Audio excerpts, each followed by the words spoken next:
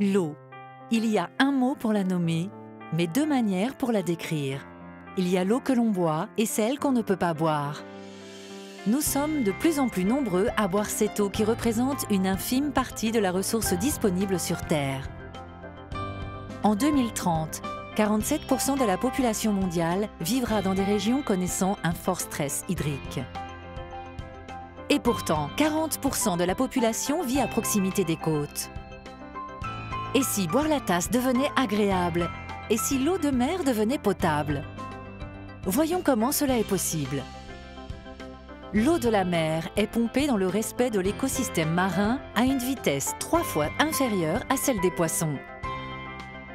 L'eau est alors filtrée afin d'éliminer toutes les particules comme les algues, les grains de sable. À l'issue de cette étape, il ne reste que des molécules d'eau et du sel.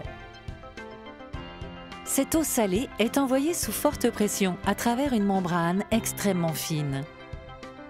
La pression exercée sur l'eau est alors équivalente à une centaine d'éléphants sur une plaque d'égout. C'est ce que l'on appelle l'osmose inverse. L'énergie produite est en partie récupérée et réutilisée pour le fonctionnement de l'usine.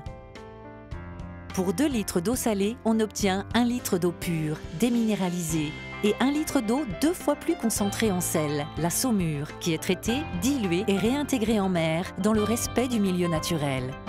Enfin, l'eau pure est enrichie de sels minéraux indispensables à l'homme. L'eau est ensuite distribuée dans le réseau d'eau potable et acheminée jusqu'au robinet. Aujourd'hui, de plus en plus d'usines permettent de dessaler l'eau de mer, fournissant dans certains pays près de 60% de la ressource en eau potable. Le dessalement représente l'une des solutions pour répondre aux enjeux de l'eau du XXIe siècle. En 2015, 2% de l'eau consommée sera issue du dessalement et grâce aux efforts de recherche et de l'innovation, cette technologie est améliorée chaque jour.